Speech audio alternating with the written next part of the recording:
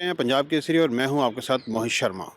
बात करेंगे हम स्कूल एजुकेशन डिपार्टमेंट की, जिन्होंने पिछले दिनों 10+2 लेक्चरर की पोस्टें जो निकाली गई थी, जिसके अंदर संस्कृत डिपार्टमेंट और हिंदी की कोई भी पोस्ट जो है नहीं निकाली गई।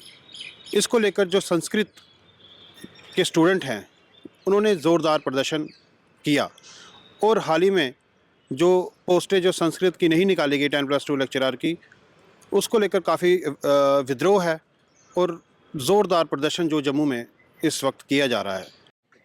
संस्कृत पढ़ो, श्राद्ध पढ़ाओ, वर्षगंठ कराओ, ब्याह कराओ, करी जाओ, बस पंथ ये है। अगर संस्कृत की पोस्टा नहीं है, संस्कृत पढ़ने वाला कौन हो? तो उसने आना संस्कृत पढ़ने, उसने अपने संबंधी ही भेजना संस्कृत पढ़ने वास्ते, उसे नहीं भेजना। क्यों भेजना है जी? अगर ऐसा अज मांग नहीं की तो जल्दी गया इसे खत्म कर देते जाना। मैकाले ने सब तो पहले क्या किया? मैकाले ने एक पत्र लिखा अपने पीरियड, उन्हें आख्या कि अगर ऐसा भारत की खत्म करना, अगर ऐसा भारत की भारतीयता पर कब्जा करना, तो असें सब तो पहले इंदी एजुकेशन सिस्टम की खत्म करना पड़ा, इंदी संस्कृत की खत्म करना पड़ा, इंदी संस्कृति की खत्म करना पड़ा। और जिन्हें संस्कृत खत्म हुई, संस्कृति खत्म हुई, संस्कृति खत्म हुई, तो तुझे जिन्ने भी बच्चे संस्कृत पढ़ा दे। आज जम्मू कश्मीर में हिंदुओं की लड़ाई, आज क्लियर बोलना, हिंदुओं की लड़ाई रोजगार ऊपर है और कन्ने कन्ने अपने सर्वाइवल ऊपर भी। असं रोजगार भी चाहिए पर असं अपनी सुरक्षा भी चाहिए। तो बैठिए एक ऐसा कन्न खोलिए, ध्यान रखनी आपू पिछे जेके निक्के निक्के लड़ाइयां बनी हुई ना बुंदियां, इसी खत्म करो। सब तो पहले कुछ खत्म करो, ये कि आपू पीछे मैं नोड़ गन्ने नहीं बोलना, मैं उधर गन्ने नहीं बोलना। अनीश भैया उसी लिए चलते, अनीश भैया आसे नहीं पूछते, अनीश भैया ये नहीं करते। अनीश भैया को, अनीश भैया दिमाग से चीजें होंगी कि नहीं है?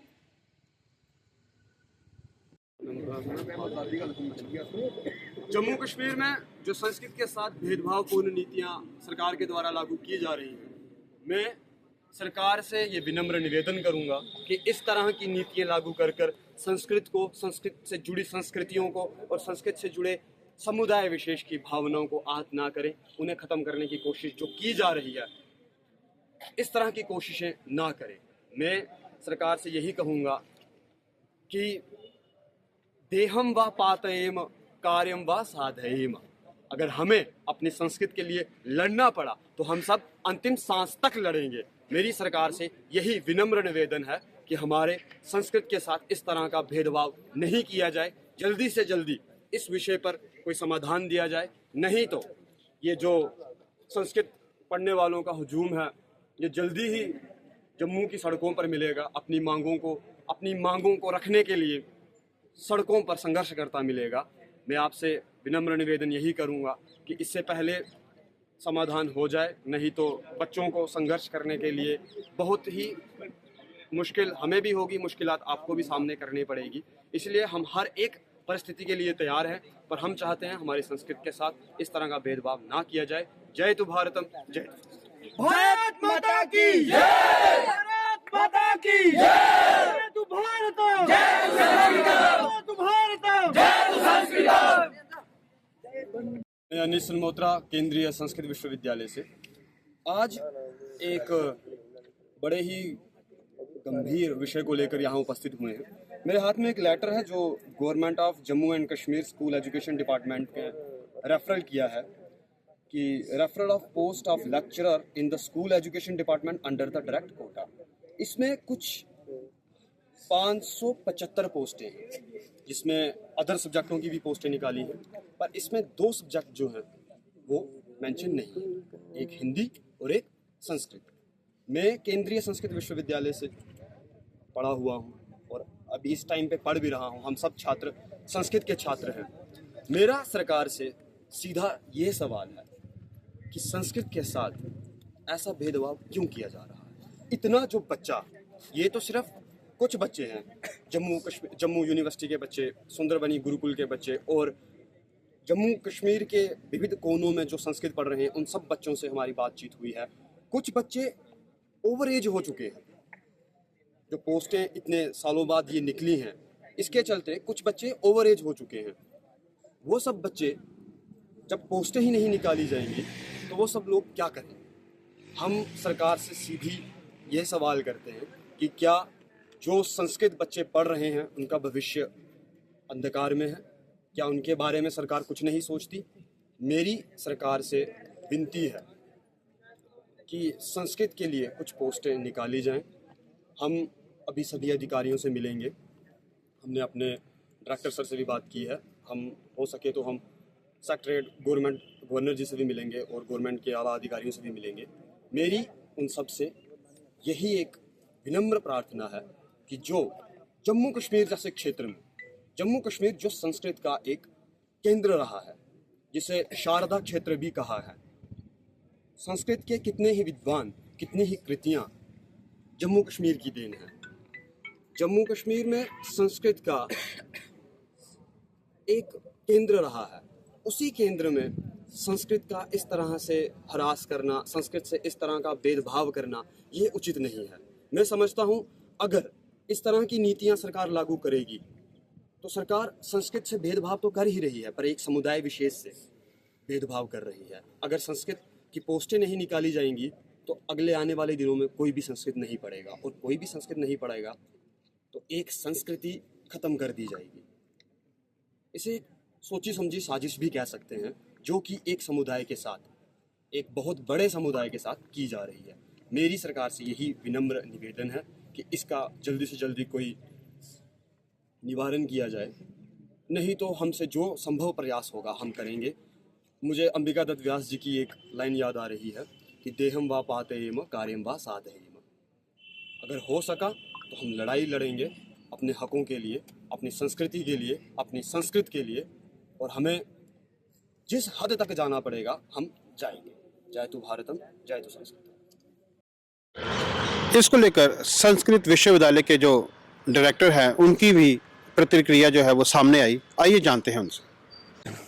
देखिए, आप सच कह रहे हैं। मुझे भी इसकी सूचना बच्चों के द्वारा कल मिली थी और मैं भी थोड़ा हैरान रह गया, क्योंकि जो राष्ट्रीय शिक्षा नीति है इसमें इस बात का जिक्र किया गया है कि हम कहीं ना कहीं अब अपनी पुरानी परंपरा की ओर लौटें और प्राचीन जो शिक्षा प्रणाली है उससे संबंधित जो हमारे प्राचीन ग्रंथ हैं उनको आधार बना करके शिक्षा पाठ्यक्रम चलाया जाए।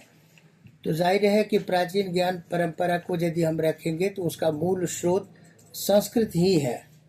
और जब सभी विश्वविद्यालयों में इस बात पर बल दिया जा रहा है, और उसमें भी हमारा जो केंद्रीय संस्कृत विश्वविद्यालय है, जो भारत सरकार की ओर से एक मानक संस्था के रूप में है और नोडल संस्था के रूप में हमारा विश्वविद्यालय काम कर रहा है, और केंद्र सरकार की ओर से इस विश्वविद्यालय को चलाने के लिए इतने बजट है दिए जा रहे हैं, और यहाँ से जो छात्र निकलेंगे उनके लिए यदि जम्मू कश्मीर में सरकारी सेवा में अवसर प्राप्त नहीं होंगे तो जाहिर है बच्चों के मन में एक हीन भावना होगी और वो संस्कृत से अपने आप को मुंह मोड़ लेगा।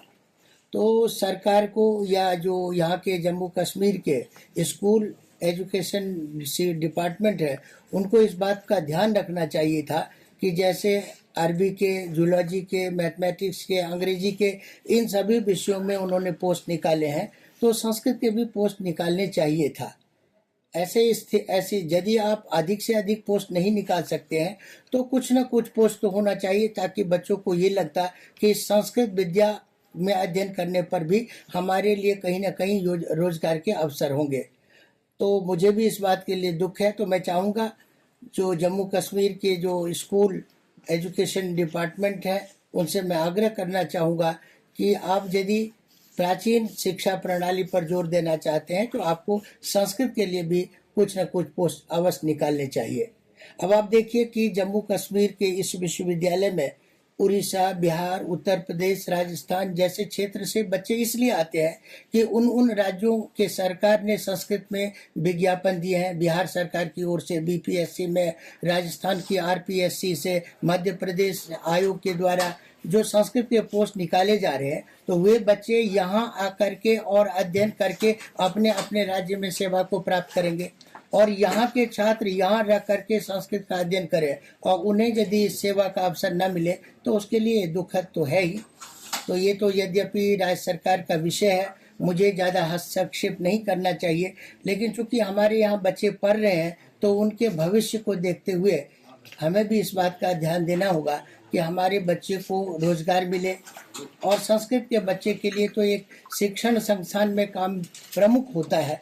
यद्यपि हमारे बच्चे आज केवल शिक्षण संस्थान में नहीं बल्कि ये बैंक क्षेत्र में भी जा रहे हैं और जो जन आधुनिक सेक्टर है उसमें भी जा रहे हैं, लेकिन सरकार को ये सोचना चाहिए कि इनको इस तरह की जो योजना है शिक्षा क्षेत्र में जोड़े तो अधिक लाभ होगा। आज देखते हैं चारित्रिक पतन हो रहा है और संस्कृत में ऐसे विद्या है जो संस्कृत एक भाषा नहीं है बल्कि विद्या है।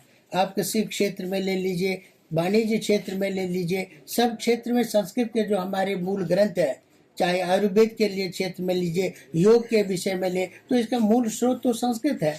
और संस्कृत में यदि विज्ञापन न निकले, पोस्ट न निकले, तो बच्चों का उदास होना तो एक स्वाभाविक है।